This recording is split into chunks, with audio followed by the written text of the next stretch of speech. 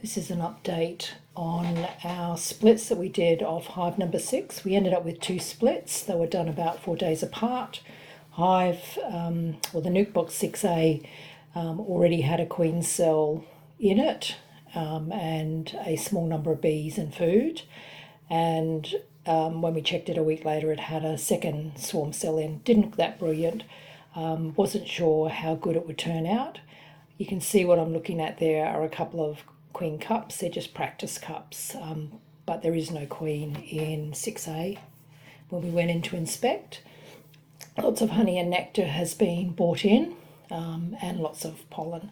6B, on the other hand, did have a queen in it, and what we did in the inspection, which you'll get to see on the video, is that we ended up marking the queen and taking a frame that had some newly laid eggs and putting it into 6A, so they've got a chance to make their own queen.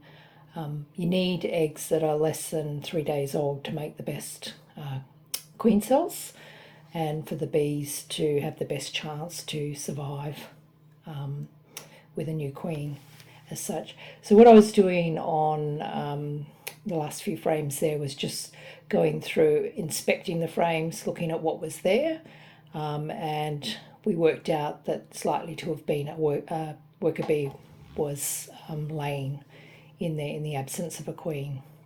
So this is nuke box hive 6B. You can see the queen. She's quite large compared to the others, quite large and golden, walking across the frames. I have several attempts at catching her to mark her. I haven't yet got the confidence to pick her up by hand and mark her. I'm just worried I might squash her, because they are quite delicate. My first attempt here didn't go too well because the queen catcher, in fact, was a little bit gummed up from some previous catching of queens in some other hives. But I do catch her, I do mark her, put a pink dot on her. We don't use a colour coding according to the year that some beekeepers do. We just want to find our queens in the box and make sure that we do have a queen as such. The hives themselves, both hives, were relatively calm with the bees. It was only towards the end of our inspection that some of the bees started to get a bit antsy with us, which isn't surprising. We didn't use any smoke. We just used a little bit of water spray on them to let them know that we're there and doing an inspection. But given this is likely the first time they've seen humans, it was probably a bit of a surprise as to what was going on. They were very calm, as I said. And they do come from proven stock out of hive number 6. So at the moment, what I'm looking to do is just mark the pink dot on the thorax of the queen. This makes her a lot easier to identify when she's in the frames with lots and lots of bees on it. It's very hard to actually see your queen, even though she's very different. When you've got thousands of bees on a frame, it's very difficult to identify the queen. So this is one way that helps to identify your queen quite easily. So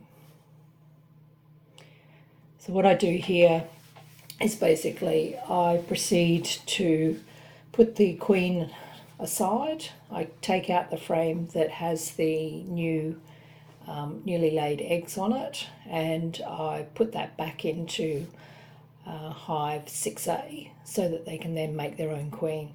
Once I've got the frames back into the nuke box on 6B, I then let the queen out, and you will see that she almost escaped running up the side of the cage, and I have to guide her down in between the frames.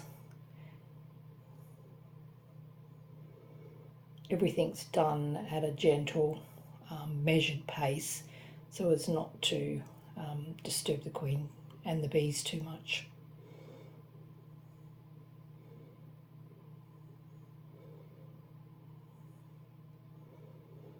So letting her out and her attendants, you can see there's a bit more activity. She ran up the side, ran across the top, and I just guided her down between the frames.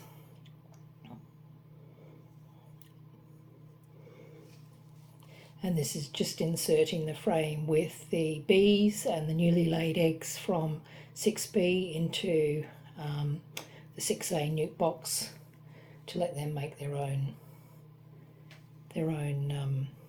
new queen. So I hope you enjoyed the video.